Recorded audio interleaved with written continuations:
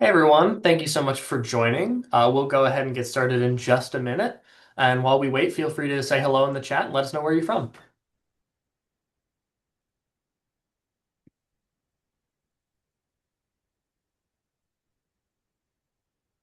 So I sip my coffee coming. Oop, there they are, coming in a little slower today. It's a little it's a little dreary out where I am, so I completely understand that. We have quite a bit. New Jersey, Spain, Dallas, Toronto. Wow. International and everything. Yeah, for real.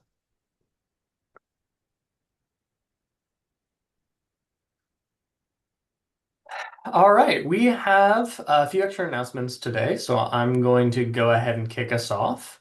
Welcome, everyone. Thank you for joining us for another AE webinar where we're going to explore how to get your utility data AI ready, using AI to accelerate compliance, cost savings, and better energy outcomes. My name is Jack Grimes. I'm filling in for Ian today. As he said in the chat, he's in Hilton Head. Um, I'm the membership coordinator at AE, and I'm joined by our speaker today, Tom Diliberti. Tom, hopefully I got that right. Perfect. Uh, Perfect, great. Tom is a senior manager of energy and utility solutions at EnergyCAP, where he helps organizations bridge the gap between utility plans and real-world outcomes. He has more than 20 years of experience in utility data management, forecasting, and conservation strategy. He works across energy, facilities, and finance teams to surface hidden costs, clarify risk, and improve decision making. I'll let Tom tell you more about himself throughout his presentation, but before he gets into it, I just want to say a huge thank you to Tom for being here and taking the time to present with us today. We really, really appreciate it. You bet. Before we get into the presentation, I have a couple quick housekeeping items before today's webinar. So this webinar is being recorded, as you heard when you first hopped in here, and we'll be sending out a follow-up email tomorrow morning with a link to the recording and a link to view and download the slide deck. This webinar offers zero point 0.2 AE credits for live attendance, and you can view and download your certificate for proof of your credits directly from the AE education website that you joined the webinar from. And the certificate should pop up automatically after the webinar is over. In case it doesn't, or if you want to reference it at a later date, you can download your certificate at any time by clicking the My Dashboard button on the education site. Once you're on that page, you can select transcripts and achievements, and that button will help you view and download all of your webinar certificates for after February, I believe, 17th of this year when we implemented the new system. There's also going to be an on-demand option for 30 days after the webinar that offers AE credits for anyone who couldn't attend live. This won't apply for everyone here since you're, of course, already here, but that is an option for webinars going forward.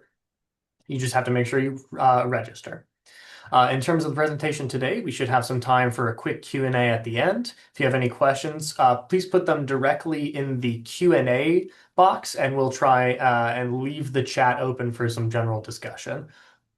We're excited to be doing something new for this webinar, or well, continuing on the new trend for this webinar. After, I believe tomorrow morning, we're going to have a post on AE's brand new community platform, The Current, where AE members can connect, share resources, and have meaningful conversations related to webinars and really anything else you could think of. So tomorrow morning, we're going to have a post for this webinar about that, where you can continue the discussion, ask questions, talk to each other about the topic. For this webinar, I'm not sure if Tom is going to be available tomorrow morning. I believe he is. Yes? Yeah, Okay. that's the plan for sure. Tom will be available tomorrow morning to answer some questions as well. And of course, if you don't have any questions, it's also still just a great place to discuss AI, utility data, or really anything else related. For all of you who are AE members already, you should have received a couple emails over the last few days that announced it and provided some login steps. In case you don't know how to log in, feel free to send me an email. My email is jack@aecenter.org. I will put it in the chat briefly. Although I believe all of you would have gotten an email from me this morning reminding you about this webinar. Let's see. I believe that's all for my updates and housekeeping. So I'm very, very happy to officially welcome and turn it over to Tom Diliberti. Thank you, Jack. Appreciate that, and welcome in everybody. Thanks for joining us today. Jack already did a pretty good job of giving you an understanding of who I am, but just again briefly, I've been in the energy industry for 20 years and have worked all over the country. And the theme of my work is always trying to help people in any way I can. It's really driven by trying to reduce energy consumption and help people manage costs. And I work for EnergyCAP. And if you notice over here on the left-hand side, what we do, if you're unfamiliar with who we are, is we are a utility bill tracking software company. So we help our clients centralize their data, control costs, and cut carbon. So with that in mind, I wanted to start today's webinar with a poll. Since the theme of the webinar is talking about AI and being AI ready and looking at data, I wanted to find out what your organization is doing. So the poll is, how has your organization embraced or adopted AI solutions? So where are you at in this continuum of change? Has your organization really not accepted anything at all? So it's just kind of you're at ground zero? Has it been slow? Has there been concerns with security would be another choice? Is your organization using multiple tools and picking up momentum where you can just feel it changing within your organization? Um, were you one of those organizations where you were early adopters and it's significantly impacting the organization that months or even years have gone by and there's just great momentum within your organization?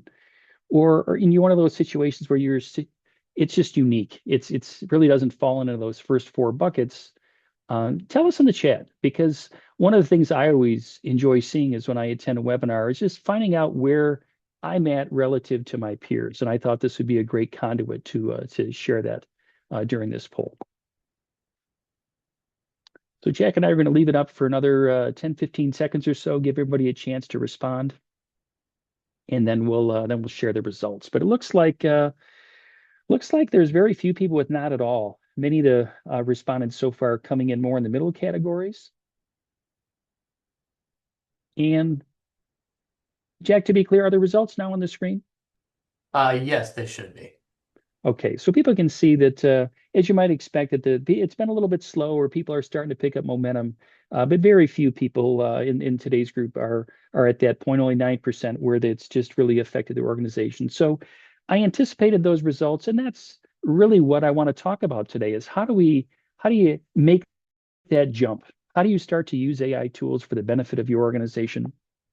And so with today's agenda, what I wanted to do is I want to talk really in three different buckets. The first bucket is talking about rate changes and laws and compliance. So I want to spend maybe a third of my time going through some information on that. The middle part of today's presentation is going to focus on AI and data centers themselves. One of the things that I thought might be beneficial for the attendees today was just, if you don't have current knowledge on where data centers are being built and the loads and some of the particulars, I thought you might both find it interesting and helpful.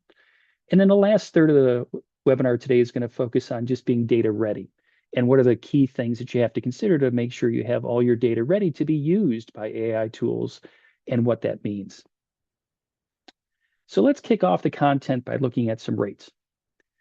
What you see here on the screen are forecasted rates for the 3-year window between 2025 and 2027.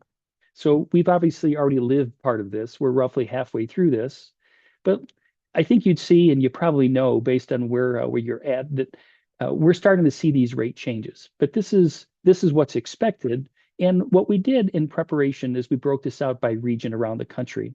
And what I want to do is I want to go around here and just talk about some of the particulars of what's driving rate changes in the different parts of the country. So let me start with out west, just that northwest, the red region in the top left there. You might not realize, but a lot of the electricity that's created in the northwest is created through hydro. So it's water flowing over dams, and that helps to kind of stabilize rates in that northwest region. But they're also seeing data centers booming, transmission congestion. And so rates have changed and will continue to change at a rate between 12 to 18% over this window of time in the Northwest. Forecast for the Midwest, the purple region of the graph here, what's happening here is rate changes are going to be about that 15% range.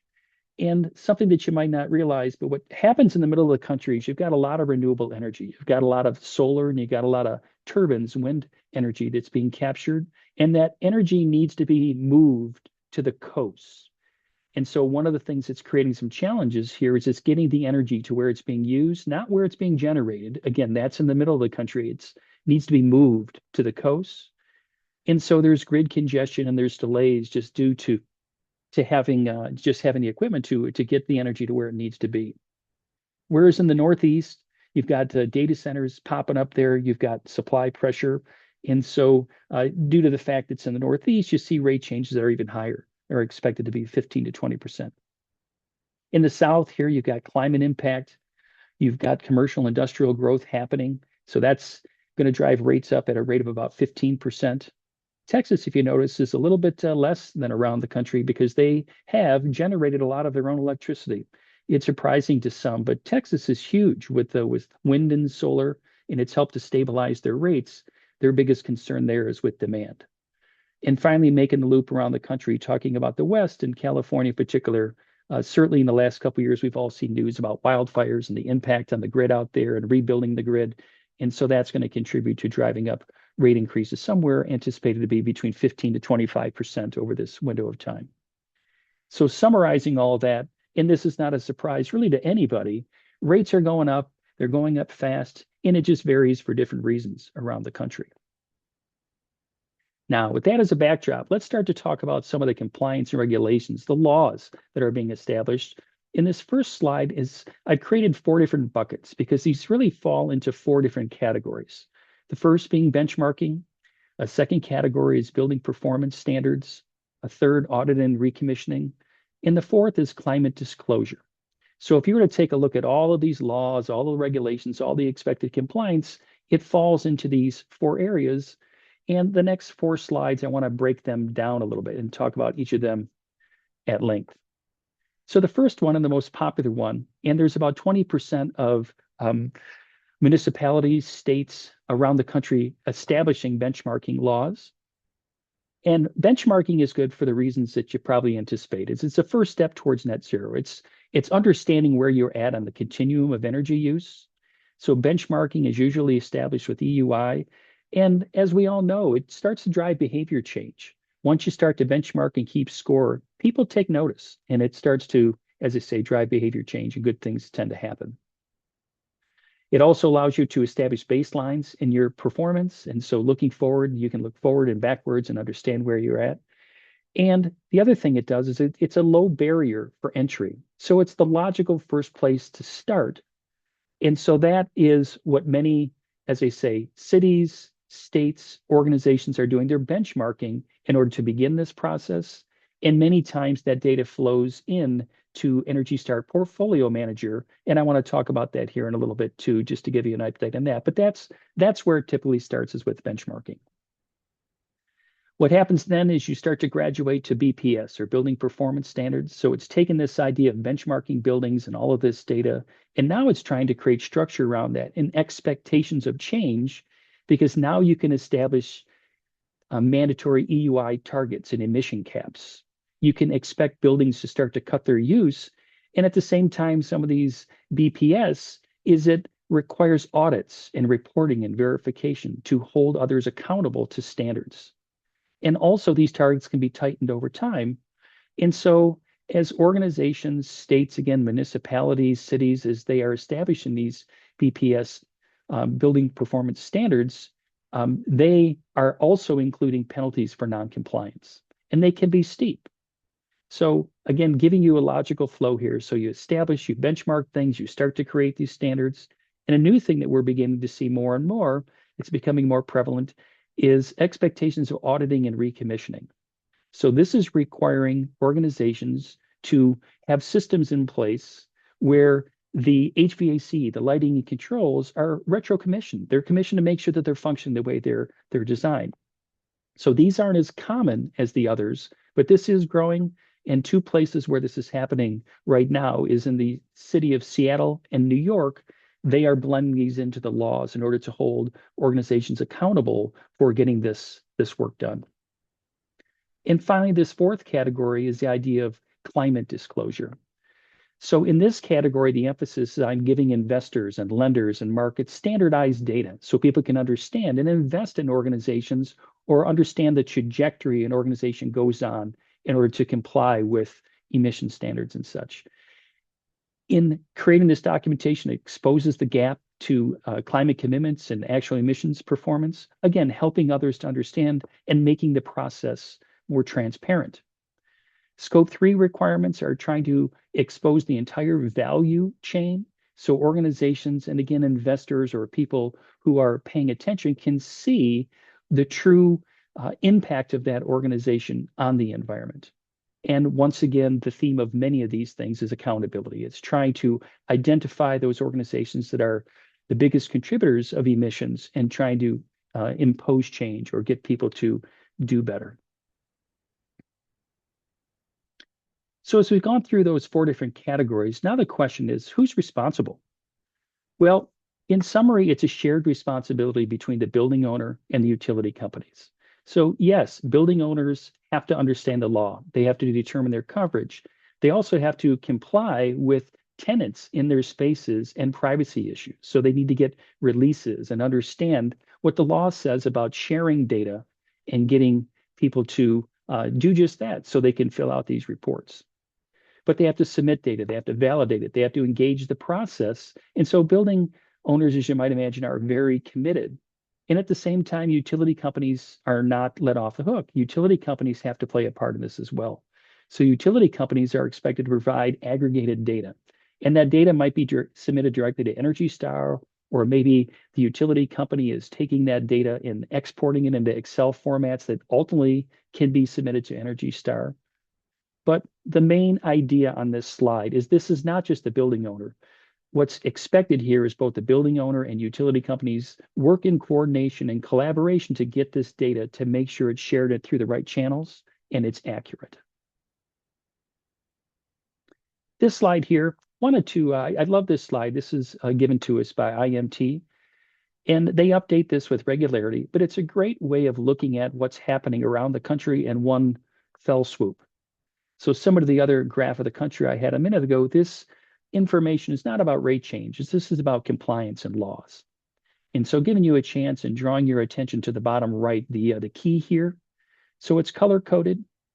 And so you see this light green dot, which represents benchmarking required for public and commercial buildings. So if you notice, you get the city of Portland over on the West Coast, and you get Pittsburgh, and you get New York City. So there are benchmarking requirements there in those cities. The light blue here, you see states and you see cities. Here, this is benchmarking that's required for commercial and multifamily buildings. So this is starting to spread through the country. The darker blue dots here, it's benchmarking and additional actions. So now you've got to take action and do some things. So you see San Francisco, you see Salt Lake City, you see Madison, Wisconsin. And then finally, the dark green color. Here, it's benchmarking and additional actions for public, commercial, and multifamily buildings. So what IMT has done here is try to simplify this and give you that high-level understanding of what's happening around the country. And so it's a real powerful way of understanding the impact. The other thing that's intriguing about this, having watched this over the course of the last few years, is what you would have seen had you looked at this diagram 3-4 years ago, is you would have seen a lot of color on the coasts, because many times change happens in California and New York City. But now what's happening is the diagram is filling in with all of these actions around the country. And so that's encouraging and awesome to see. Wanted to talk next about some of the new laws that are on the books and just make you aware of this. Again, things that are happening around the country. It's been in the news a lot, so you've probably heard of Senate Bill 253 and 261 in California. And what's important about these is this is very real now. If you notice in the second bullet there, what's happening is on August 10th, so coming up here in a month or two, is that the first Scope 1 and Scope 2 reporting deadline is going to occur. So this is for Senate Bill 253. And so that's a big deal. This represents organizations with more than $1 billion in revenue. And also notice that they're going to be responsible for Scope 3 beginning in 2027. So this is happening. This is happening. And now Senate Bill 261, if I draw your attention to the bottom bullet on the left-hand side. So currently Senate Bill 261 has not been legally adopted. It has not been accepted. It's being litigated in the courts right now. But many organizations are voluntarily committing to this because they anticipate eventually it will become law. So the summary of that is things are happening in California. It's very real for the people living there. In a similar way in New York, we've got some legal activity happening here that's closely mimicking 253 and 261. And notice here in the third bullet in the middle column that regulations due to New York Department of Environmental Conservation are due the end of this year. And so once again, this is beginning to affect more and more organizations, more and more companies and businesses. So if you are thinking that you're off the hook, you definitely want to be dialed in to what's happening out there because it may be affecting you even sooner than you realize. And some first time deadlines, just wanted to flag these locations: Milwaukee, Detroit, Indianapolis, and so on. So once again, this is very real in these particular places in the country. I mentioned a minute ago about wanting to talk Energy Star and just give you an update. Um, Again, anticipating the people who are attending today's webinar have some awareness of this. This is just simply the latest. So Energy Star is funded through fiscal year 2026, but there's no funding that's currently allocated for 2027. So that's something we should all keep our eye on. You may have heard that the Energy Star program has moved from the EPA to the DOE. It started more than 3 months ago, and it was supposed to be done after 3 months. So officially, it's complete, the move from the EPA to the DOE. And they've reduced staff from 13 to 1. And so it's not staffed the same way it used to be. My coaching of everybody is just keep your data current and back it up. If you're actively using the Energy Star program, boy, it just I'd hate to see you lose your data if something goes wrong. So make sure you're thinking about that and you have that data. And I also want to flag that the last bullet here, just make sure you're watching for changes because this is dynamic and hopefully it's on the right trajectory. And because seems to be a lot of support for it. But politically, we don't know the outcome. And so I would encourage you just to stay aware of what's happening with Energy Star. So in this first 15 minutes or so of the webinar, hopefully I've given you some context for rate changes and the law. And so now I want to pose the question, what's the role of AI to help with compliance and to counter rates? So we're all hearing AI more and more in our work lives and in our lives in general. And so what role can it play to help with what's coming down the pipe? And so I want to tackle that question, but I want to take a little bit of a tangent first and talk about AI data centers because I want you to have an appreciation for the size of these as well as the cost of these and then the impact on the grid. And so what I have here on this slide is an image of what a data center looks like. And you can see here, it just looks like a giant warehouse. And as you might imagine, just racks and racks of computer equipment. So it's filled with servers and network equipment. I think we recognize that they're running 24/7, right? They're going to ramp up just based on the need and people's using AI, but these things are going to be running all the time. They have massive cooling systems. They have backup batteries, and the industrial size or industrial scale electrical infrastructure surrounding these just massive. And I have some slides here to help you appreciate what's going on here. So this is happening. This is happening, and this just gives you a flavor for what it looks like. I also want to take you through the history and the evolution of this. And so a way to read this slide is by row and just thinking about how things have progressed over the course of decades of time. If you think back a couple decades, you might think about a data center as just being a small office building and being a server room in the middle of a building. And at that time, the energy use was measured in kilowatts. Well, a couple decades ago, we graduated into these cloud data centers. So something like a Netflix or an enterprise cloud. These began to use tens of megawatts of power. So now how has it changed? Well, now here's the world we live in. So these large AI hyperscale campuses, these are massive and they can sprawl across thousands of acres of land. So just enormous. So an example would be OpenAI or Google. So again, just picture these just massive things. There's one being built in Louisiana right now, which they say is 4 times the size of Central Park in New York City, which is just massive. Or another analogy they give is it's twice the size of the airport in New Orleans. So it's just massive, massive size. And what's changing dramatically here is the hundreds of megawatts or gigawatts of power that these things are going to consume. So just huge amounts of energy.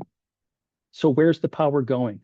Well, let's just approximate say roughly 60% is going to the computing equipment. Another 30% is going to cooling systems. So to compute and to cool, you're looking at most of the energy. The last a bit of energy is just the networking and the storage. So huge sums of energy going to the use of AI. And why, again, I think this is important is if you're going to use AI, realize there's going to be a consequence, both a financial one for your organization, as well as you're going to be putting a load on the overall system. And these numbers hopefully giving you an appreciation of that. So a couple maps here. If you notice, just looking at the key over here to the left is this is a map showing all of the data centers around the country. So there's currently more than 3,000 already in operation, and another 1,500 are planned or under construction. So you can see it's not just on the coast, it's concentrations in different cities and states around the country, but in general, it's everywhere. Another thing to offer here is these are the ones that are planned. These are the bigger ones that are coming down the pipe. So this graph is showing here more than 250 data centers that are planned that are 50 megawatts or more. I want to pause on this one because I live in the state of Michigan and I attended a conference a couple weeks ago, a Michigan Energy Summit. And the speaker at the conference gave some information that I found to be very profound. And I just want to share it because I think hopefully it'll raise some awareness in your own state and maybe you can dig out some numbers for where you are. But in the state of Michigan, the speaker said, under normal load conditions, the state of Michigan has a load of about 14 or 15 gigawatts of power. So again, the number is 14 or 15. It can rise, its peak load occurs and it's about 22. So it goes from 15 to 22 under normal circumstances and just the normal ebb and flow during energy use periods. What's being planned in the state of Michigan, or what's being looked at, is adding a hyperscale data center that would have a load of 1.4 gigawatts. And what the speaker said was that if you think about that, under normal load, that would represent 10% of the entire load in the state of Michigan through one hyperscale data center. And so that really hit home when you think about just one location could draw that much power. And I wanted to offer that because I do have this picture here of Virginia too, where it's a similar type of story. So in the state of Virginia, you probably recognize Virginia's leading the way with these data centers, but they have nearly 600 data centers in the state of Virginia. And the eye-popping stat is that 40% of all electricity used in the state back in 2024 was due to these data centers. So just think about that, 40% of the entire amount of the energy. So it's, again, it's a staggering amount of energy, and Virginia is leading the way. So I've offered some statistics and some numbers on electricity, but let's talk water. All right, we tend to de-emphasize water. Water gets gets lost in the shuffle. Anticipate that many people have either been to or are aware of Lake Powell and Lake Mead. They are the lakes that feed the Colorado River. So as water's flowing down the Colorado River, and there are many dams there that are taking and creating electricity. And the hyperscale data centers are not the cause for all of this water reduction over time, but I'm trying to tie the two things together. That data centers can use as much as 5 million gallons of water per day. So think about that.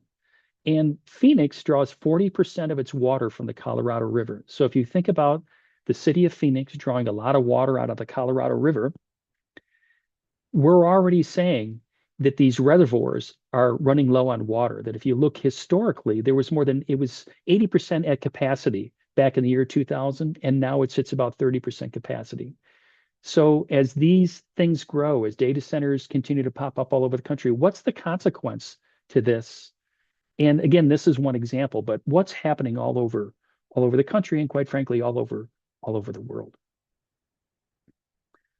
So level setting here for a second. We talked about rate changes. We talked about the law and we talked about data centers.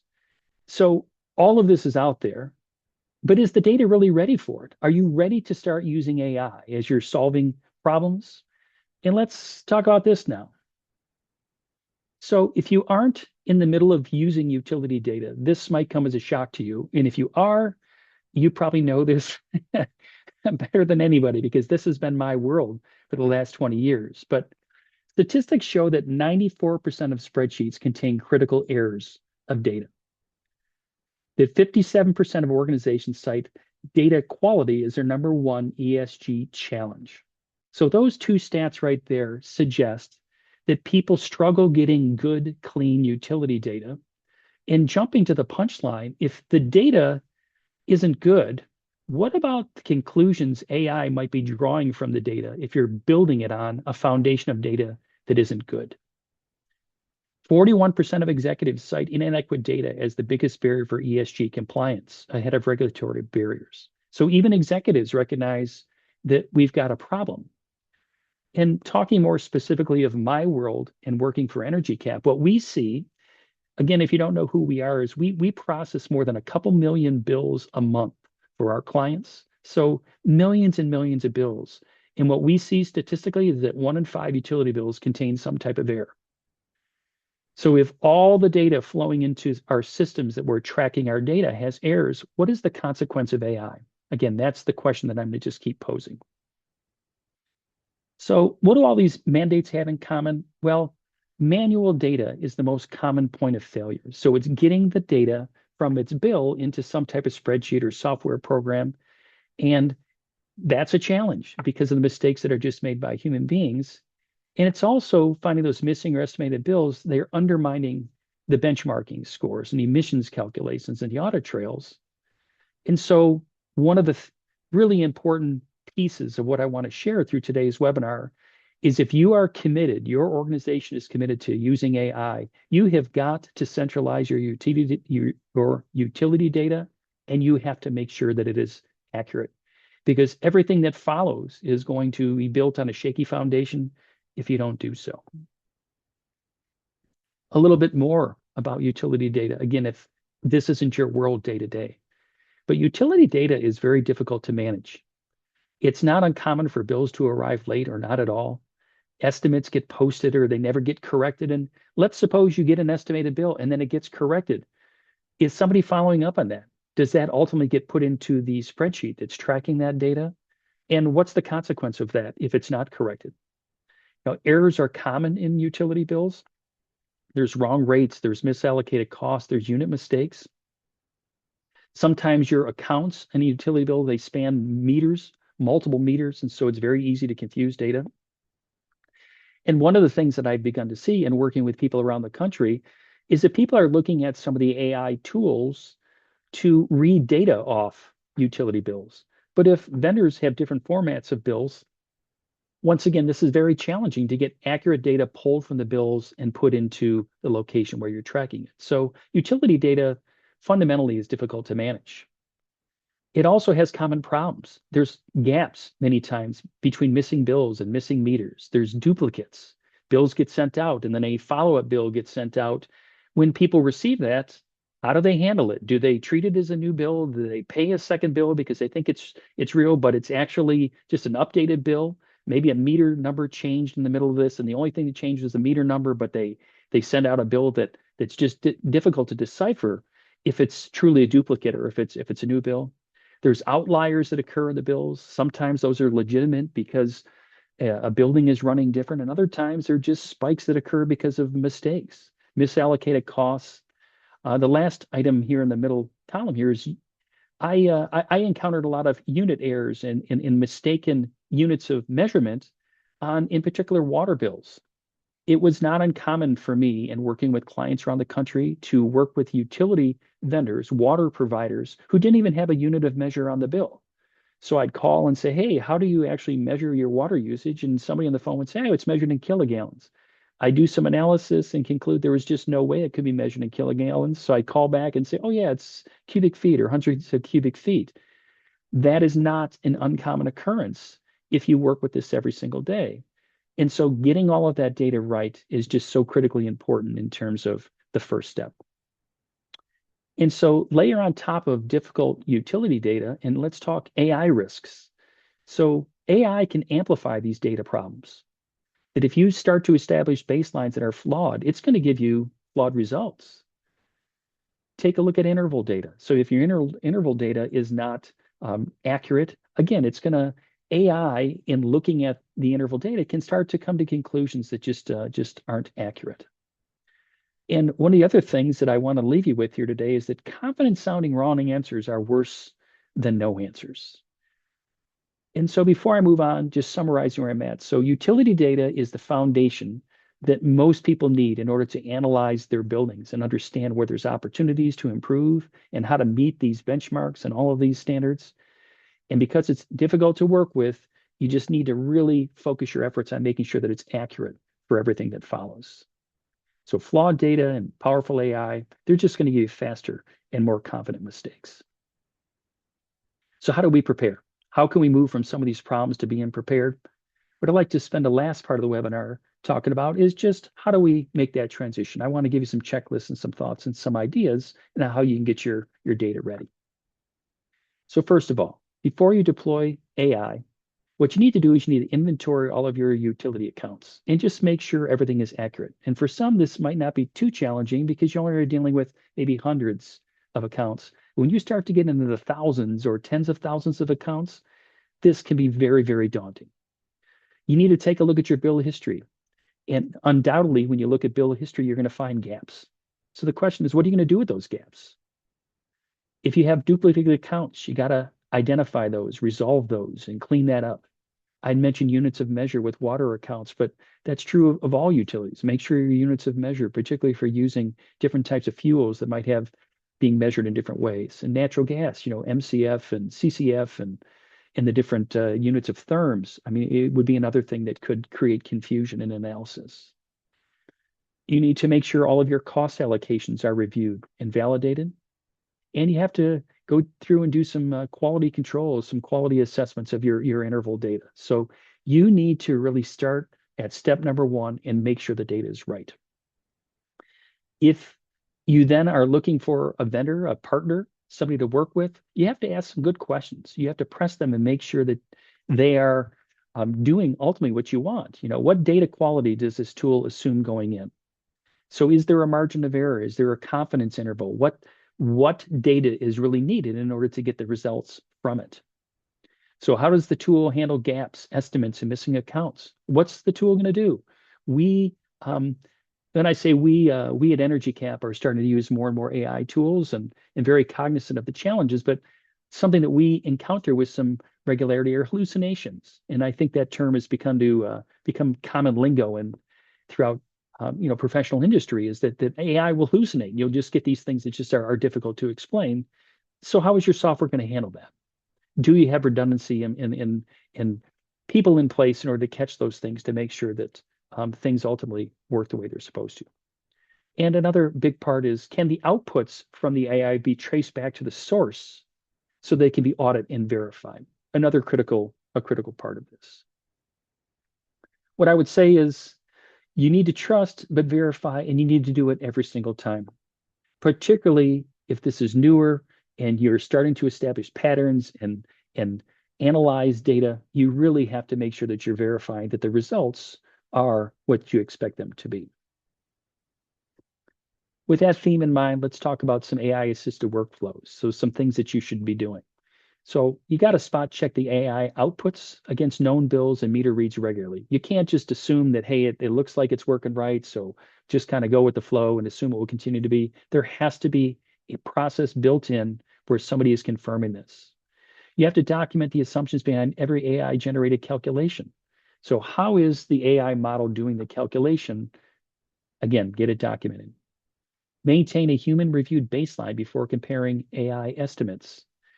The human being looking at the baseline, confirming things are the way they're supposed to be, again, helps you to establish that foundation for the future and better comparisons so that anomalies and irregularities can be found. Establish a clear escalation path when outputs look wrong. Who's going to deal with it? Like, whose desk is that going to go across? So if it doesn't look right, does it go to a certain department, a certain person?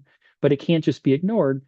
In all of our haste to get work done, it's easy to overlook this step or just not ignore it or not attack it. That's got to be part of your solution is how are we going to manage with this? And I'd also say as a general statement is all AI output should be treated as a draft. It just gives you a starting place for your analysis. Some AI assisted insights. When auditors or leadership ask, where did this number come from? You have to have an answer for that question. It can't just be, yeah, we ran it through a tool and it spit out this number. There has to be a clear understanding for where the data is coming from, or it's going to compromise the integrity of the data and the belief of these leaders who are looking for accurate data. You always have to be able to work backwards, understand the raw data that's being used to generate the models. You have to be able to track those numbers backwards. So the confidence that you establish with your AI is going to start with having good data and just having a record of it so that you can ultimately answer questions regarding it. So where can AI add value? I think my passion has always been energy management, and these are the ways that I see that it can really help your organization once you have good data to start with. It starts with these things that I've really highlighted in purple. It's this idea of pattern recognition. When you're trying to scrub a lot of data and you're looking for pattern changes, um, great use of AI. If you want to do forecasting or you want to do report generation, again, AI can accelerate those things and make it happen much faster. You have huge volumes of data. You're looking at interval data and you want to understand anomalies that are happening in your buildings. And you're trying to track performance and demand and manage your costs. There's some strong uses of AI in that world. And also for doing benchmarking and portfolio comparisons just with huge data sets. Use AI to sift and sort that. Again, check it. But these are the places where I see that AI can be very helpful for an organization. So what AI alone can do is it can give you fast, but it's unverified results. It can give you something that's confident, but it's unreliable, and it can scale problems as fast as insights.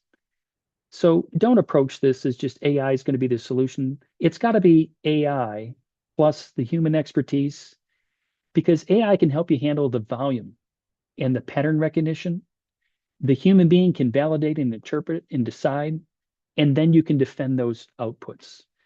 So, in an effort to manage your own costs, human costs, and the time to get things done, don't view AI as just the solution.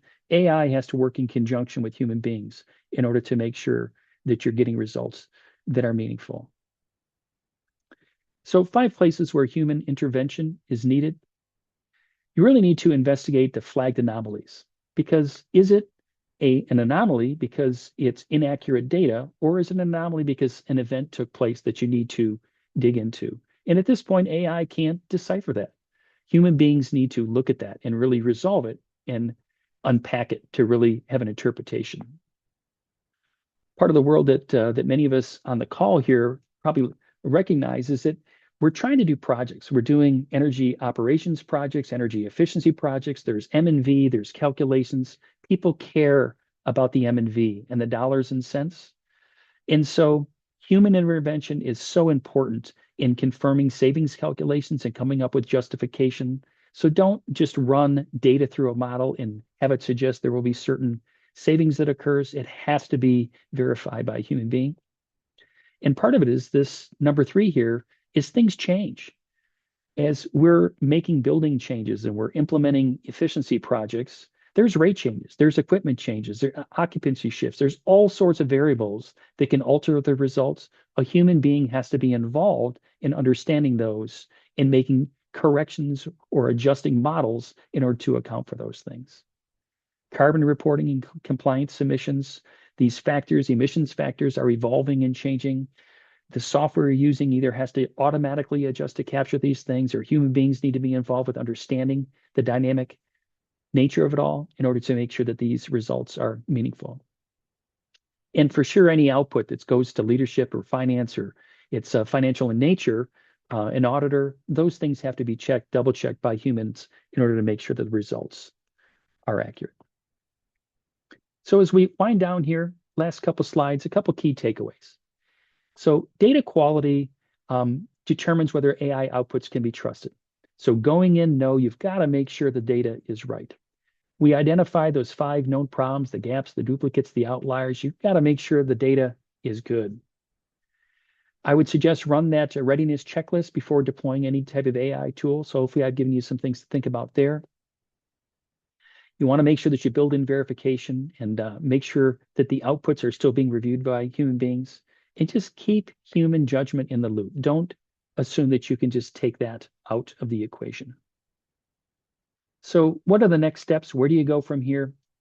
You have to inventory your utility counts. You have to begin to, if you haven't already, make sure you establish this robust data set of your utility data so that you can build on it.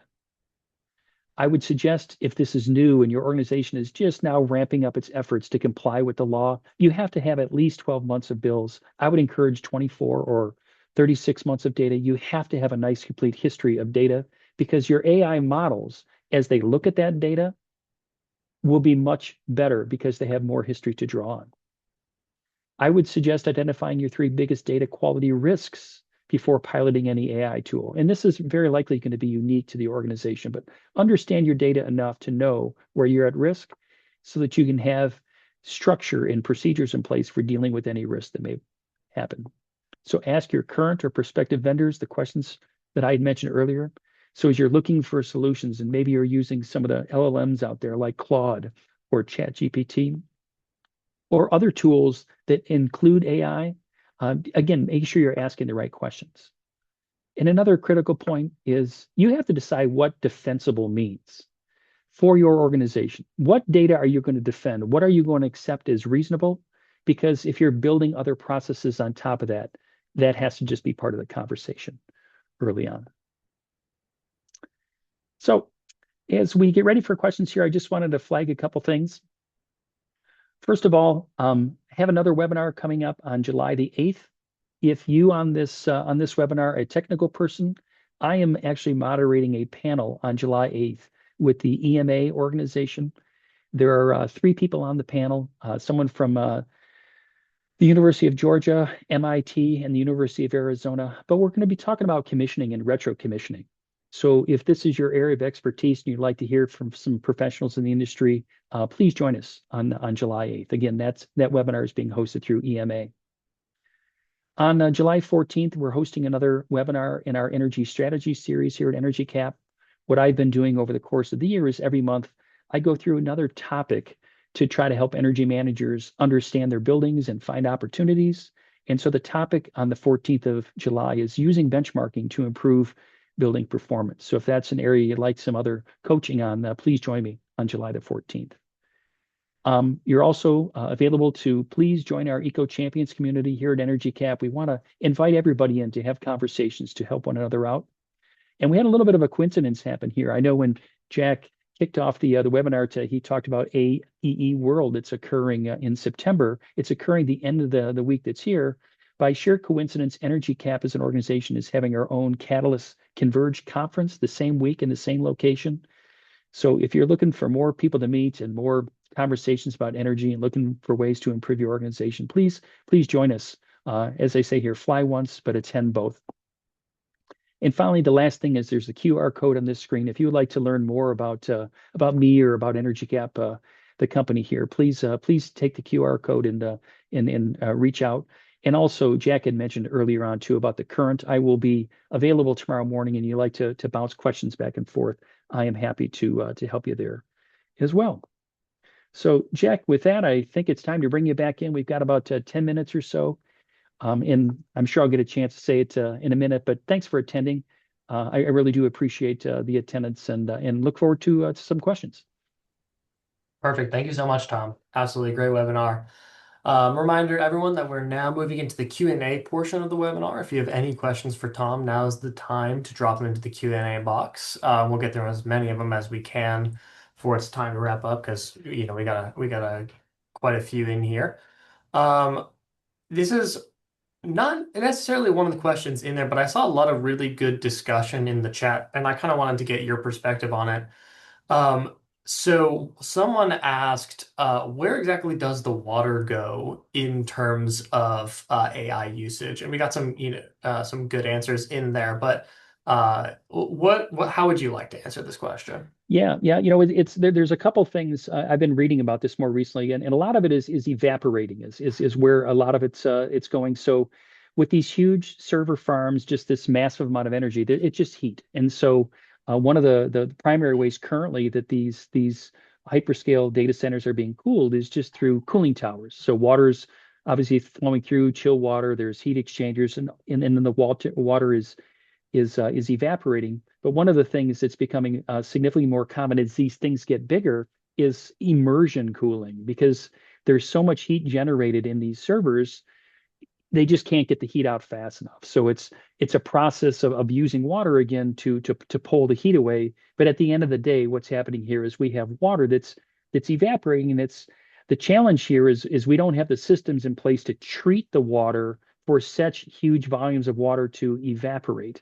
And yes, the water evaporates, and yes, it will rain, but we have all these processes and all these things. It's like if you're a water facility plant and you're pumping additional water to meet the needs of all of this stuff, again, there's costs associated with it. There's energy use associated with that. So it's the first domino that falls in a series of dominoes that, there's just a consequence that occurs. Absolutely, yeah. Moving on to the next question. We have from Alex Chapman.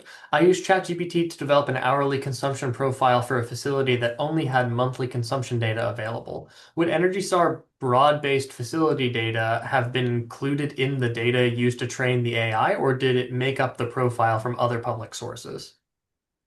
No, I'm not sure of the question exactly. Maybe the person who asked the question, we can kind of get more into the nuances just through the current, tomorrow morning. Hmm. But let me just ask this or offer this in general. What I would say is for many organizations, step number one is utility data because it's the high level data, which begins to identify trends and patterns and opportunities.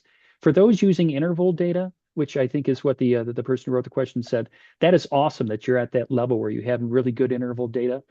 And so I think the real key, and just starting to use some of the lingo, regarding AI, is making agents. And again, it's identifying tools. Again, some software companies will start to integrate AI tools within their software, where other AI is just out there, right? It's Claude, it's ChatGPT. So you've got this tool, and you're now applying the tool to the data that exists. So you're applying it to this interval data.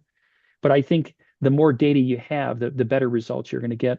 And again, I recognize I maybe haven't exactly answered your question, but just as a way to kind of unpack that a little bit and also invite you, please reach out to me because I do maybe want to do a more thorough job of answering your question, but I don't totally understand what you're looking for at this point. Yeah, everyone definitely feel free. I believe we have Tom's email up on the screen, especially if you have any energy cap specific questions. Definitely going to want to email Tom about those. I'm sure he'll be happy to answer them. Let's see. I see another one in here, and this may be our last one. We're kind of getting close to time. Saying, how do you see the accountability slash responsibility for outputs being assigned within organizations as AI tools are adopted? It seems that in many cases, the groups pushing for and or implementing these AI tools are not the ones who are held responsible when AI hallucinates. I'm laughing because I can see that. Really, it's the world we live in, right? So our leadership, our CEOs are making the decision to invest in these tools, and hopefully they're doing a good job of training people and giving people the time and the space they need to use these. And at the same time, they want to throw over the responsibility over the fence and say, I brought this in, and now I want you to be responsible for it. So that is a real challenge, and I guess instinctively where I feel like it needs to start is just in good conversation. I mean, one of the trademarks of what I believe in and working with organizations is the highly functional organizations just have really good communication. They get people around a table, and it's just talking through things. It's recognizing the challenges you have, and in this case here, it's integrating these new tools and really trying to get the benefit from them, but also the risks that are going to occur to the organization as a result and the responsibility. And so it might sound maybe a little bit trite, if you will, but I think it starts with a good conversation at a table. I mean, it's getting those 10, 12 people in a room and just having a conversation for how you're going to integrate those things. At least that's where I'd start. And beyond that, I think it's establishing maybe protocols or guidelines, um, you know, um, mitigating risk by before you're using some of the output for these things, that you maybe do things redundantly to kind of verify the legitimacy of stuff. But I think that's where I'd start. All right, great answer. It looks like I think we have time for one more quick one. Let me tell you, there's some really, really good questions in here. So everyone, make sure to go to the current with these. But I guess to go for one quick one, which LLM tools does EnergyCAP use? Oh, great question. Yeah, we've explored with many. Our just anecdotally, our CEO is passionate about AI. So it's like if you do want to talk with him for 10 minutes, he'll talk with you 10 minutes. You want to talk with him for 3 hours, he's there. I mean, Sean Langton is terrific. But the ones that we've integrated into our process right now, day by day, are ChatGPT and Claude. We're using different tools. And that's just my team. I think we as an organization have used more. Our product team and the people working on our engineering team, I think, are using other tools. And we have begun to raise the bar on our use of AI with even scanning bills. Like we've done this for decades, really, where we're using um, technology in order to capture bill of data, but that's one of the places where we're raising the bar. And so it's definitely going to become a big part of our tool. We're integrating a tool within our software called Watts to help our users of the software interpret their data. So it's keeping the AI within the tool rather than exporting the data to someplace and then using another tool. So it's another way that we're trying to approach the market and help our clients. Great answer. All right, I think that's going to be all the time we have for questions. Thank you so much, Tom. Great, a lot of great answers, a lot of great content. Great job today. So I'm going to go ahead and start wrapping us up. But before I do, Tom, I'd love to give you the opportunity if you have any concluding remarks or anything you want to leave everyone with before I do. Yeah, more no remarks as much as just a thank you. I know people take time out of their day to pop into these things, and hopefully for the last hour I brought you a little bit of value, giving you some things to think about. So thank you for your attendance, and for those people who've seen me speak a few times for your continued attendance. And also, again, want to invite you to attend other things. I hopefully it comes across in my presentation style, but I'm passionate about this, and I really do want to see people be successful. So again, thanks for your time. All right. To start to close this out, I just want to say another big thank you to Tom for taking the time to present and for the great insights today. As we've already talked about a couple times, just want to let everyone know that Tom's going to be joining AE's new member community platform, The Current, and we're going to have a post for this webinar tomorrow morning, which he'll be answering some questions on. I saw a lot of really good ones that we unfortunately didn't have time to answer, so make sure to put those in there. Couple quick housekeeping reminders for the webinar before I let you all go. First is that we're going to be sending out a follow-up email tomorrow morning with a link to the recording for today's session, as well as a link to download the slides. And just another reminder that you can always access your certificate of attendance directly from the AE Education website after the webinar. It should automatically pop up if you go back to the same page that you joined the webinar from, and that page should still be open in a separate browser. You can also access it and other webinar certifications at any time by clicking the My Dashboard button on the LMS. From that page, you can select transcripts and achievements and view and download all of the previous certificates. The next AE webinar is going to be on July 1st, and it will discuss advanced building technologies benefiting from the investment tax credit from the Inflation Reduction Act. As always, you can find more information and register directly from the AE website. Lastly, I just want to thank everyone for attending today's webinar. Tom, thank you again. And we can go ahead and conclude the session. I hope you all have a great rest of your week. You got a couple minutes, getting out a couple minutes early. So have a great one, everyone. Awesome. Take care.